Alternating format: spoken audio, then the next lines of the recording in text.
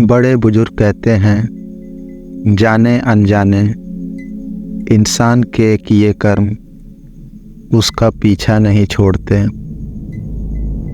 भानु सिंह को ऊपर वाले ने सब कुछ दिया था, ढेर सारी दौलत, लेकिन संतान सुख से वंचित रखा था। शादी को लगभग 10 साल बीत चुके थे, मगर उनकी कोई औलाद नहीं थे। कई सारे मंदिरों दरगाहों पर माथा टेकने और कई मन्नतों के बाद भैरव सिंह के घर एक बच्चे की किलकारी गूंजी। बड़े प्यार से उसका नाम रखा गया माधव। जाहिर है कितने मिन्नतों के बाद अगर कोई बच्चा है तो इंसान उसको लेकर थोड़ा ज़्यादा संजीदा हो जाता है।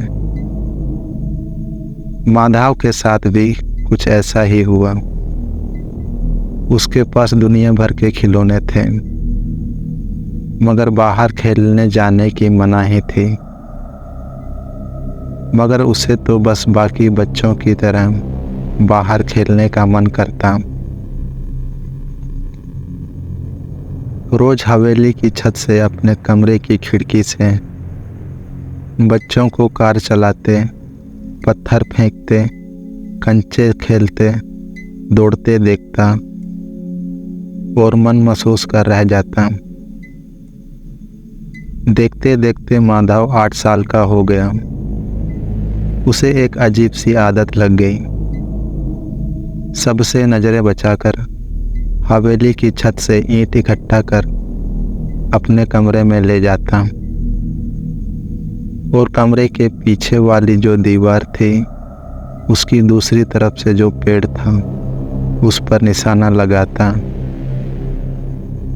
एक दिन की बात है, एक गरीब औरत उस पेड़ के सूखे पत्ते और टूटी लकड़ी जलावन के लिए इकट्ठा कर रही थी। अपने 4 महीने के बच्चे को उसने पेड़ की छांव में लिटा दिया। पत्ते चुनते चुनते वह अपने बच्चे से थोड़ी दूर निकल गई। अपनी आदत से मजबूर माधव पत्थर के टुकड़े एक एक कर अपने कमरे की खिड़की से फेंकने लगा। थोड़ी देर बाद उस औरत के रोने की आवाज़ सुनाई दी और माधव खिड़की के पास लगकर देखता रहा कि वो औरत अपने बच्चे को गोद में लिए जोर जोर से रो रही थी। माधव को यह समझने में देर नहीं लगी। पत्थर जो माधव ने फेंके थे बच्चे को लग गए और वो बच्चा दम तोड़ चुका था। माधव की जान हलक में अटक गई। उसने चुपचाप खिड़की बंद कर ली और किसी को कुछ नहीं बताया। दिन बीतते गए। माधव बड़ा हो चुका था। उसकी शादी की उम्र हुई और एक अच्छे घराने में उसकी शादी हो गई। शादी के दूसरे साल एक बड़ा प्यारा बच्चा हुआ। माधव भी अपने बच्चे को लेकर ओवर प्रोटेक्टिव था। अपने बच्चे को वो एक पल के लिए भी अपने आँखों से ओझल नहीं होने देता। 4 साल का हो जाने के बावजूद उसने स्कूल में उसका दाखिला नहीं कराया था। एक रोज की बात है, माधव को उसका बेटा घर में नहीं दिख रहा था।